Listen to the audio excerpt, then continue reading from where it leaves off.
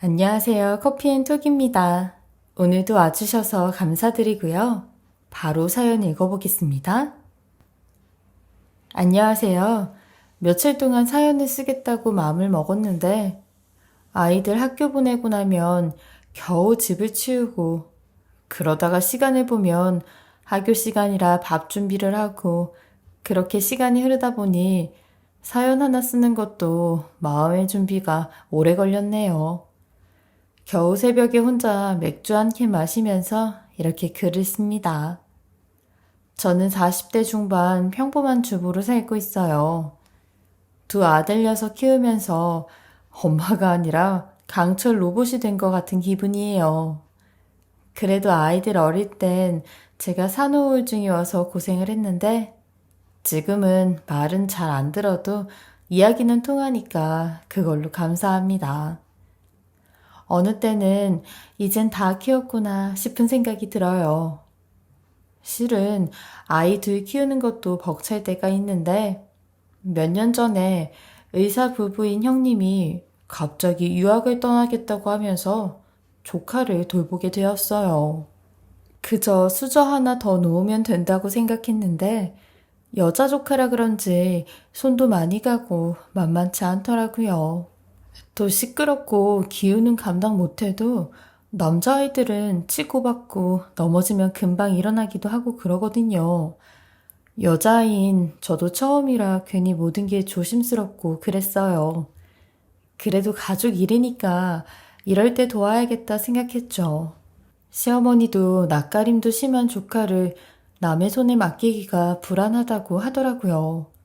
아주버님도 일하는 시간이 너무 들쑥날쑥하다 보니 사람을 쓴다고 해도 호출이 올 때 바로 불러서 맡기기도 그렇잖아요. 그래서 가족회의를 오래 했는데 제가 먼저 이야기를 꺼냈어요. 그래도 형님은 고마워하지도 않더라고요. 그런 사람 있잖아요. 뭐든 자기 방식대로 하고 늘 우위에만 서려고 하는 사람. 고마운 일이 있어도 절대 고맙단 말을 안 하고 돈으로 뭐든 다 해결하려고 하는 편이었어요. 한우 사다 주고 가는 것이 형님에게 받을 수 있는 고맙다는 표현의 전부였는데 동서가 봐줘서 안심이 된다는 말 정도는 할 수 있는 거 아닌가요? 조카를 제가 보기로 하자마자 동서, 내일 낮에 기사님 갈 거야. 무슨 기사님요? 불안해서 CCTV 설치하려고. 저희 집에요? 전체 다 설치하는 거예요? 아니, 거실이랑 예빈이 지내는 방에만. 아, 미리 말씀해 주시지. 생각도 못했어요, 그건. 신경 쓰지 마. 난 예빈이만 보는 거니까. 미리 상의도 없이 본인 불안하다면서 저희 집에 CCTV를 설치해 놓았는데 그게 저에겐 감옥이나 다름없더라고요. 내 집에 있는데 옷 하나도 화장실 가서 갈아입어야 하고 혼자 있을 때는 편하게 입고 벗고 하는데 빙빙 돌면서 여기저기 보는 게 영 깨림칙하더라고요. 저는 사실 정이 많은 성격이라서 모든 가족이면 다 품고 이해하고 그래야 된다는 성격인데 형님은 다 부정적으로 생각을 하더라고요. 동서 의심하는 건 아니고 내가 뭐 하는지 매일 전화로 묻고 그럴 수도 없잖아. 그건 동서도 귀찮을 거고. 네, 그러실 수도 있죠. 제가 좀 신경이 쓰였어요. 난 다른 거엔 관심 일절도 없으니까 걱정하지 마. 그리고 내가 우리 예빈인 식단 짜서 관리하고 영양소 맞춰서 먹였었어. 애가 날 닮아서 좀 예민하거든. 동서는 아들만 키우니까 몰라. 옷 입히는 거 하나도 거칠게 할 때가 있던데 우리 애한텐 절대로 그렇게 하지 말라고. 그래서 그런 거야. 내가 좀 봐야 할 것 같아서. 그리고 요즘 세상일 모르잖아? 감시하는 사람이 없으면 뭘 할지. 형님, 가족끼리 무슨 그런 짓을 해요. 귀찮으면 그럴 수도 있지. 자기 자식도 아닌데. 이미 제가 뭐라도 할 것처럼 말을 막 하는데 봐주기로 결심한 제 상황은 조금도 생각을 못 하더라고요. 애 챙기는 게 온통 두 아들에게 기울어서 못 해줄까봐 당부하고 확인하는 걸 끈질기게 하다가 겨우 떠나더라고요. 워낙 애를 예뻐하고 나중에 본인 일을 이어서 시킬 거라면서 교육도 철저하게 했던 건 아는데, 그래도 이런 상황에선 절 믿어주고 부탁하는 게 맞잖아요. 괜히 얄미운 마음이 들더라고요. 조카는 책 읽기 좋아하고 말수도 없었는데, 역시 환경이 아예 달라지니 적응을 못 하더라고요. 두 아들 녀석이 뛰어다니고 장난감으로 서로 장난치고 간지러움 태우는 광경을 어안이 벙벙한 얼굴로 보더군요. 예빈아, 오빠들 너무 시끄럽게 놀지? 얘들아, 그만! 방에 들어가서 읽을게요. 응, 그래, 미안해, 시끄러워서. 조용히 하라고 할게. 그리고 방으로 들어가서 형님과 통화하는 걸 들어보면, 어울리지 말고 네 할 것만 해. 알았지? 엄마, 귀가 찢어질 것 같아. 그래. 엄마가 다음 주에 헤드셋 사서 보낼게. 그리고 엄마가 늘 말했지? 그런 사람들하고 놀면 같이 멍청해져. 거실 소파에 앉아있으면 방에 있는 소리가 다 들려서 두 사람 대화 내용이 들리는데, 그런 말을 들을 때마다 제가 이러면서도 애를 봐주는 게 맞나 싶더라고요. 괜히 조카한테 그런 감정이 전달될까 걱정스러울 때가 있을 정도로요.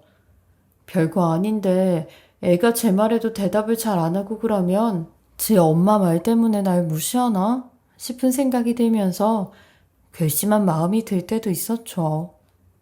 그러다가도 어린애가 엄마 없이 혼자서 이러고 있는데 어른인 내가 좋게 생각해야지 하면서 꾹꾹 누르며 지냈어요. 그것도 힘들긴 했죠. 그런데 아니나 다를까 저녁 식사 때만 되면 꼭 형님이 연락이 와서 우리 예빈인 생수 주지 말고 다른 물 챙겨줘. 보고 계셨어요? 제가 깜빡했네요. 바빠도 그 물로 따로 챙겨주라고 했잖아. 밥하느라 제가 정신이 없었어요. 비려서 생수 못 먹어, 우리 애는. 네네, 챙길게요. 그리고 집이 왜 이렇게 시끄러워? 애들이 무슨 엄마 말 듣지도 않고 애들이 어찌 보면 자기를 무시하는 거야. 식사 예절도 엉망이고 엄마 권위가 없는 거지. 그런 건 어릴 때부터 가르치고 또 가르쳐야지. 어리지도 않은데 이 상태로 크면 어떡하려고 그래? 그리고 우리 예빈이 영양제도 잘 챙겨주고 있지? 그거 놓치면 안 돼, 절대. 네, 잘 챙겨주고 있어요. 워낙 예빈이도 알아서 잘하고요. 내가 간식 조금 보낼게. 자주 주진 말고 밥 먹기 싫다 할 때 주말에만 조금씩 줘. 네, 그럴게요. 근데 형님, 거긴 지금 몇 시예요? 여긴 아침이지. 나도 이제 곧 수업 가. 그렇구나. 시차 적응하느라 힘드시겠어요. 나 의사야. 내가 그런 걸로 힘들겠어? 의사하는 사람들 다들 독한 사람들이야. 동서는 겪어보지 않아서 모르지. 아무튼 내가 얘기한 것들 잘 좀 지켜줘. 또 연락할게. 의사라는 직업이 물론 대단한 직업이긴 하지만 저한테도 그 부심이 어마어마했어요. 형님은 해외 가서도 CCTV만 들여다보고 있는지 저는 동물원에 갇힌 원숭이 마냥 매일 형님에게 치부가 드러나는 것 같은 시간을 보내야 했죠. 유일하게 안방에서 남편하고 누워서 대화를 하는 시간이 자유시간이었고, 그게 제 낙의 전부였어요. 여보, 나 거실에서는 진짜 아무것도 못하겠다. 왜? 형수님이 설치해놓은 그 CCTV 때문에? 숨 막혀 죽을 것 같아. 괜히 저녁에 맥주 마시는 것도 한심하다고 할까봐 방에서 몰래 마시잖아. 웃기지? 이게 내 집인지 동물원에 사는 건지 모르겠어, 정말. 괜히 우리가 맞는다고 했나? 아님, 그렇게 말을 하자. 우리 믿고 맡기라고. 같은 우리 아이들이고, 내 조카인데, 우리가 잘 못해줄 것도 없잖아. 그리고, 아무리 불안하다고 해도, 가족끼리 CCTV는 뭐 그렇게까지 해? 나도 솔직히 과하다고 생각했어. 워낙 형네 부부가 예민해서 말은 아끼고 있었다만. 그러니까 우리가 무슨 잘못이야. 형님은 맨날 그걸로 감시하면서 나한테 우리 애들 너무 풀어놓고 키운다. 물도 아무거나 먹인다 하니까 괜히 내가 죄인 같다니까. 괜한 생각이다, 그건. 다 자기만의 방식이 있는 거지. 당신이 얼마나 애들 잘 키우고 있는데. 형수님 보고 우리 애들 하루만 맡아보라고 하면 절대로 못 키운다고 할걸? 다 당신이나 되니까 하는 거야. 그러니까 그런 생각 마. 그리고 다음날 낮에 형님 전화가 세 통이 와 있더군요. 무슨 일이라도 생겼나 싶어서 바로 전화를 걸었는데 예민한 목소리로 잔뜩 화가 나서는 동서, 예빈이 숙제랑 준비물 확인은 해? 네, 예빈이가 이야기하면 애가 어떻게 그걸 다 외워? 물어보고 챙겨줘야지. 뭐 안 갖고 갔대요, 오늘? 오늘 미술놀이 하는 날인데 다 놓고 가서 미술 시간에 선생님이 혼자 스케치만 하라고 했대잖아. 애가 얼마나 창피하고 수치스러웠겠어? 생각 안 하지, 그런 건?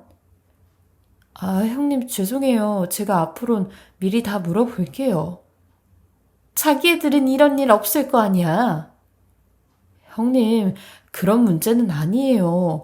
우리 애들도 까먹고 벌서고 오고 그런 날도 많아요. 제가 더 꼼꼼히 챙길게요. 엄마 없는 거 티난다고 지금 그럴까 봐. 아니에요. 준비물 없다고 누가 그런 소리를 해요. 동서, 미안한데 예빈이 학교는 준비물 안 챙겨오는 애 한 명도 없는데야. 더 좋은 걸 사서 보내지. 미치겠다. 내가 동서한테 맡기는 게 아니었는데. 형님, 그렇게 말씀하시면 저도 서운해요. 제 집인데도 얼마나 갑갑한지 모르시죠? 가족이어도 서로 믿고 못 맡기니까 의심받는 기분 들고요. 계속 형님은 전화로 제가 부족한 것만 말하잖아요. 저도 우리 아이 키우는 마음으로 같이 지내고 있는데 왜 힘 빠지게 그러세요? 그래, 내가 잘못 판단했어. 차라리 돈을 주고 남이라도 그냥 우리 애 내 수준에 맞게 키워야 되는데. 무슨 수준이요? 여기서 수준이 왜 나와요? 집안은 무슨 시장통보다 더 시끄럽고 부모가 공부하는 모습을 보여야지. 저녁마다 술판 버리고 집은 개판이지. 그러니까 애들이 보고 똑같이 크는 거 아니야. 나중에 자기 아들 백수로 놀고 먹어도 탓하지 마. 다 그렇게 크게 부모가 둔 거니까. 우리 애 지금 그런 환경에 두는 게 속상해서 난 밤마다 악몽을 꿔. 동서가 뭘 알아? 되는 대로 사는 것하고 격식 있고 목표 있게 사는 것하고 같겠냐고. 우리 애는 의사가 되래야. 지금 그런 데서 클 애가 아니라고. 아무렇게나 사는 집에 보내서 힘드셨겠네요. 그럼 형님, 조만간 예빈이 지낼 곳 정해서 알려주세요. 보낼게요. 뭘 잘했다고 그딴 소리를 해? 형님이 지금 한 말 많이 참고 참아서 격식 좋아하시니 격식 차려서 이야기한 거예요. 욕 나올 뻔했는데. 뭐? 이렇게 감정적이니 무슨 말을 하겠어? 형님이 한 말도 꽤 감정적인 것 같은데요. 저도 그러면 감시 벗어나서 살아보고 싶으니까요. 하루빨리 정리해서 알려주세요. 그게 서로에게 좋겠네요. 뭐? 그건 내가 결정해. 어딜 버릇없이 사람을 가르쳐? 동서가 나보다 잘난 게 뭐가 있다고 동서 맘대로 하려고 하냐고. 뭐 하나 잘난 것도 없으면서. 네? 그러는 형님은 직업만 좋지 성격은 완전 꽝이잖아요. 한 번이라도 저한테 고맙단 말 해본 적 있으세요? 저는요, 애 둘 키우면서도 죽겠는데도 형님이 무슨 핸드폰으로 영화 보듯이 애 보고 형님 지시하는 대로 전 그거 다 했어요. 그리고 말이죠. 맨날 저한테 수준 격식 애들미래 욕하는 것까지 저는 다 참았다고요. 근데 이제는 안 되겠어요. 제가 왜 그런 말을 들어야 돼요? 이거 형님이 결정하는 문제 아니고 제가 할 거니까 형님도 그렇게 아세요. 그게 싫으시면 유학 공부 접고 오시던가요. 지금 말 다 했어? 이게 고마운 줄도 모르고? 뭘 고마워하라는 거예요, 대체? 우리 남편이 돈 주잖아. 그 돈 덕으로 대출도 갚는다며? 우린 그거 껌값이야, 알아? 수준 차이를 느껴? 몇 년 뒤면 같이 서 있지도 못하래가. 너네 아들이랑 있어주는 거 고마운 줄 알라고. 그리고 그 집이 돼지우리 집이야. 눈 딱 감고 있어주니까 사람 사는 데인 줄 아나 봐. 우린 거기에서 하루도 못 있어. 짐승도 아니고. 형님, 말이라고 다 해요? 당장 사과하세요. 그럼 형님이야말로 돼지우리에다가 왜 애를 맡겨놓고 갔어요? 그렇게 돈이 차고 넘치면 가정교사라도 붙이던가요. 결국 형님도 남 못 믿어서 맡겨놓고 왜 딴소리예요? 지금까지 한 말 다 사과하세요. 저 제 욕 듣는 것도 모자라 우리 애들까지 뭐라고 하는 거 진짜 못 들어요. 그리고 애들이 아직 어린데 다 크지도 않았는데 무슨 그런 소리를 하시냐고요. 사람이 살아봐야 아는 거죠. 사과? 무슨 사과? 난 내 말에 후회하지 않아 전혀. 그리고 평생 그러고 살게 난 눈에 보여. 동선의 애들 달라질 거 없다고. 뿌리부터가 다른데 어떻게 달라져? 형님의 말에 더 이상 무슨 말도 섞기도 싫더라고요. 애 준비물 챙기지 못했던 건 화가 났을 수도 있는데 그렇다고 저렇게 얘기하는 건 아무리 봐도 아닌 것 같았죠. 조만간 이 상황이 정리돼서 하루빨리 조카가 나가는 게 모두를 위해서라도 좋겠다는 생각이 들었어요. 저는 조카가 있는 방으로 들어가서 준비물 못 챙겼다며? 미안해. 저도 까먹었었어요. 엄마가 아주 속상하신 것 같더라. 엄마는 멀리 있어서 해줄 게 없는 것 같고 빈자리가 생긴 것 같아 미안해져. 그러니까 예빈이도 나도 잘 챙기자. 앞으로는. 네. 늦었으니까 이제 씻고 자자. 내일 시간표랑 보여줄래? 가방에 다 있어요. 조카가 씻으러 화장실에 간 사이 그래도 어른들 일은 어른 일로 미뤄둬야지.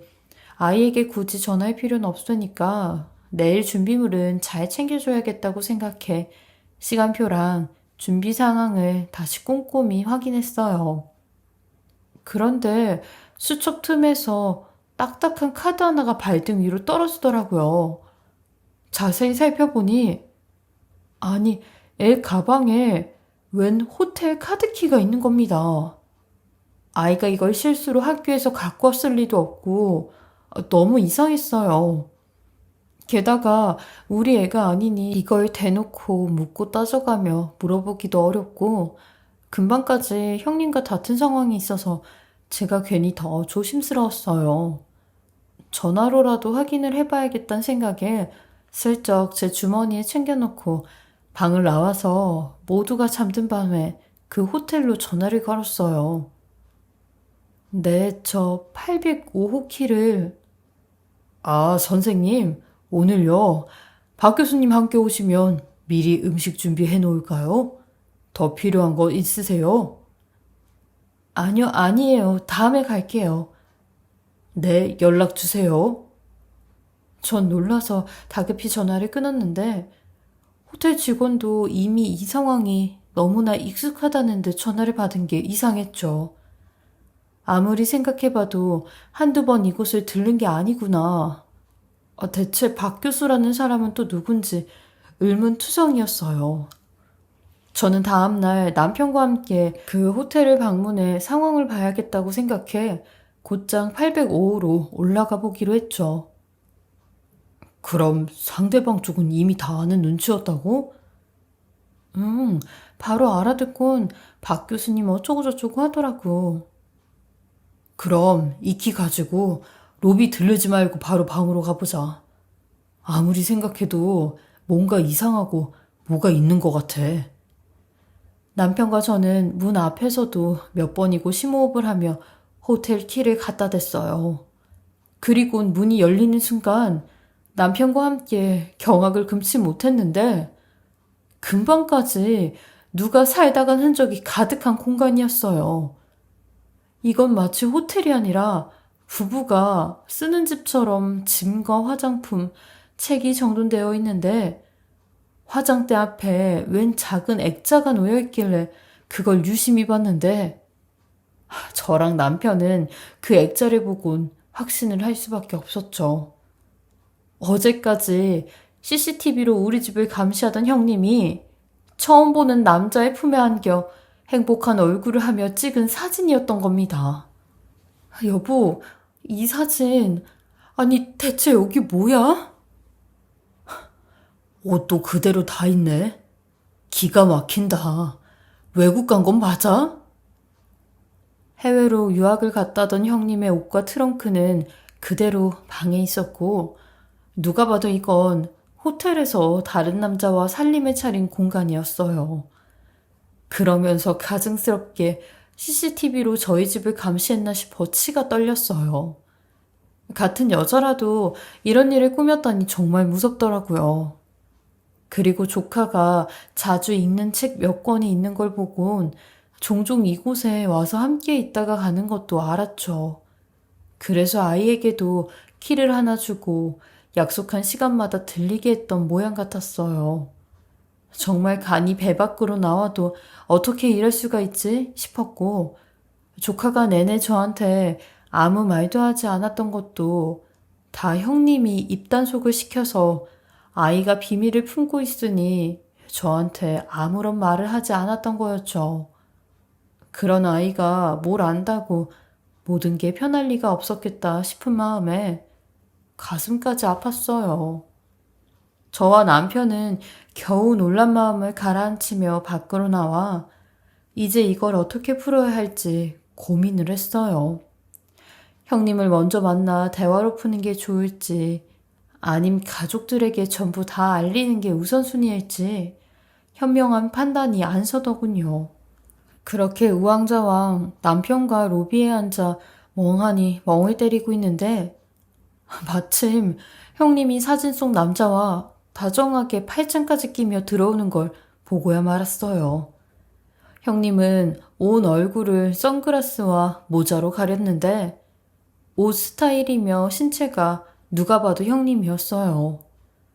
남편도 형수님이 맞는 것 같다고 하길래 제가 남편에게 먼저 가보겠다고 신호를 보냈고 형님과 그 남자를 앞서간 뒤 딱 멈춰선 다음 획 하고 그들 앞에 섰어요.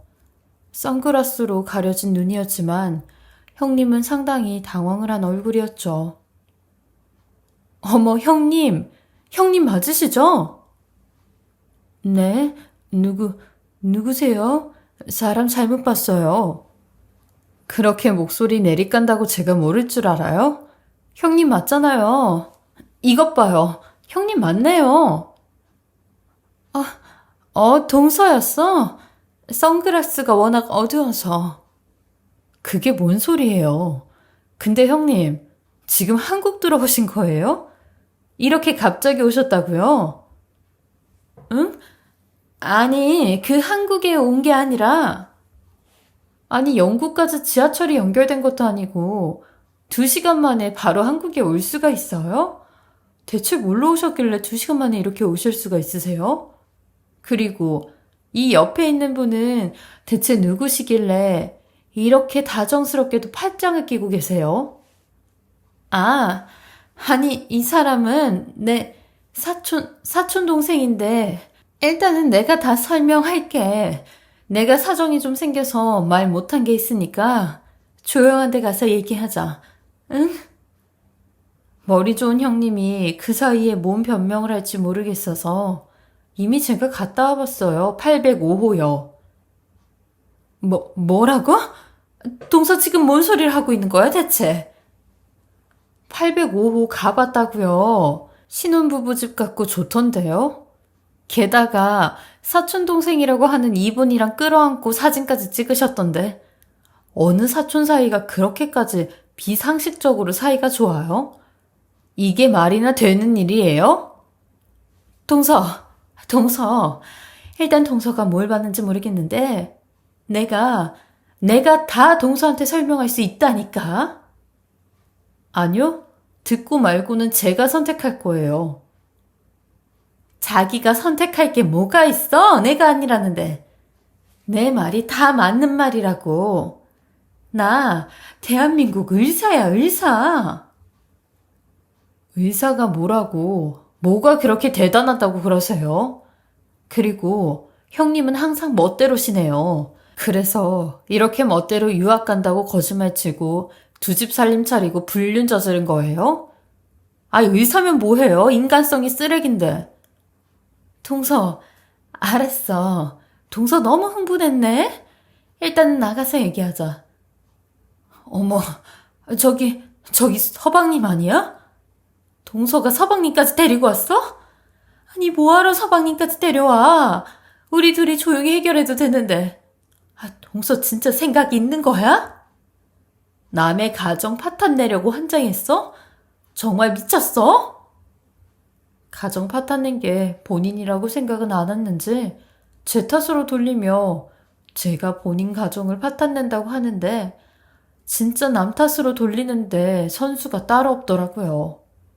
그렇게 저희 남편도 성큼성큼 다가오더니 그 남자의 멱살을 잡으며 당신 누구냐고 막 다그치니 그 남자도 저희 남편의 멱살잡이에 깨갱하며 잘못했다고 모른 척 해달라고 빌기 시작하더라고요.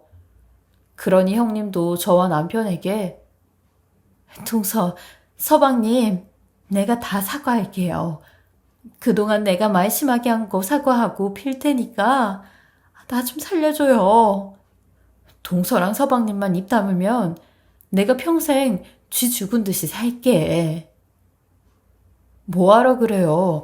형님 이렇게 한국 오셨는데 귀국 파티라도 해야죠. 이거 얼른 시부모님하고 아주버님한테 알려야죠. 라미 아빠, 얼른 시댁부터 가자.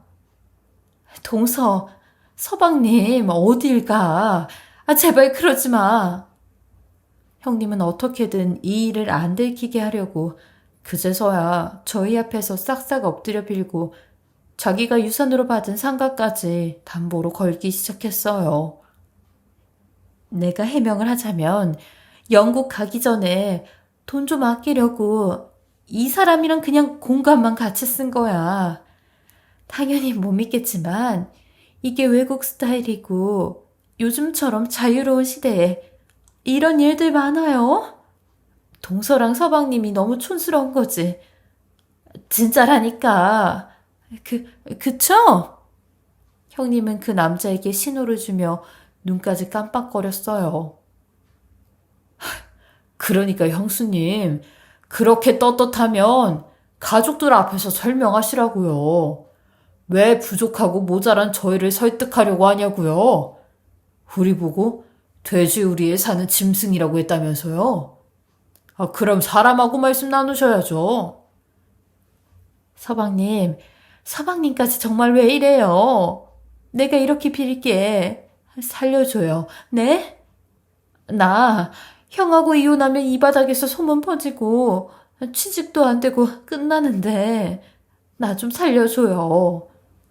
그리고 형도 이혼남 딱짓 하는데 서로 좋을 게 없잖아. 몇 시간 전까진 사람 하찮게 취급하더니 인제 와서 궁지에 물리니 변하는 태도가 더 밉더군요. 저흰 결국 그 길로 아주버님과 가족들을 모아 우리가 호텔 방에서 본 이야기를 전달했습니다. 어떻게 보면 한 부부의 일로 정리해야 될 수도 있는 일인데 아이까지 내팽개친 게 보통 상황은 아니란 판단이 들었죠.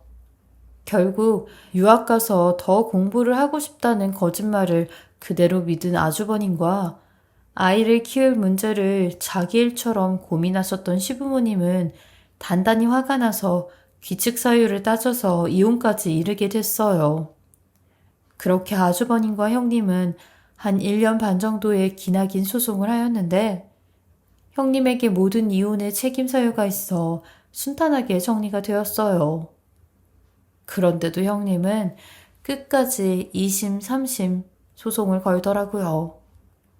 재소송할 때마다 매번 더 비싼 변호사를 선임해 어떻게든 뭐라도 더 가져가려고 발버둥을 치는데 돈이면 뭐든 다 할 수 있다는 그 썩은 생각이 정말 한심스러웠어요. 그렇게 해봤자 결국엔 아주버님이 아주 유리한 조건으로 승소하여 이혼까지 하게 되었죠. 형님은 아주버님과 이혼을 하는 중에도 끝까지 저희에게는 제대로 진심으로 사과는 하지 않았어요. 누구든 아랫사람으로 부리는 형님의 그 태도가 언젠간 또다시 부메랑처럼 돌아갈 거라 생각이 들어요. 그리고 그날 형님의 불륜 행각을 알게 된 날 집에 가자마자 저는 형님이 설치해 두었던 CCTV를 밖에 갖고 나가 죄다 부셔서 버렸는데 그동안 왜 이걸 부시지 못하고 가만히 내버려 뒀을까 하는 제 탓을 엄청나게 했었네요. 그리고 형님 부부가 이혼 소송을 하는 1년 반 동안은 제가 조카를 돌봐줬는데 그동안 이 어린 게 얼마나 마음고생이 심했을까 싶어 더 잘해주고 그때의 상황 설명도 차분하게 잘해주니 아이가 이해를 하더라고요. 그 소가리를 끝낸 조카는 평소와는 다르게 학교 이야기도 잘해주고 제잘제잘 잘 떠들기도 하였어요. 저는 그런 조카를 보고 어른들의 실수가 상처로 전해지지 않게 더 신경을 써줘야겠다 생각이 들었죠. 형님 밑에서 자라지 않는 것만으로도 천만다행이라 생각이 들었어요. 그 후에 형님의 소식을 좀 들을 수 있었는데 본인 명의로 된 상가에서 병원을 개원했다가 2년 만에 망해서 지금은 페이닥터로 월급쟁이 의사를 하고 있다고 하더라고요. 협회에도 쪽팔려서 나가지도 못하고 동기 모임에도 나오지 못한다고 하더라고요. 초반에 개원했을 때도 망한 이유가 의사들끼리의 커뮤니티도 끼질 못하니 노하우 전수도 못 받고 물어보고 싶은 사람들도 다들 형님을 피하니 쫄딱 망해버린 것 같았죠. 암튼 이런 형님을 보면서 다시 한번 깨닫게 된 게 항상 겸손하고 자기 분수에 맞게 잘 사는 일도 중요한 것 같다는 생각이 들었어요. 대단할 건 없지만 저도 우리 형편에 맞게 행복하게 잘 살아보려고 합니다. 제 긴 이야기 들어주셔서 감사합니다. 지금까지 커피앤톡이었습니다. 오늘도 끝까지 들어주셔서 감사하고요. 저는 다음 영상으로 또 찾아뵙겠습니다.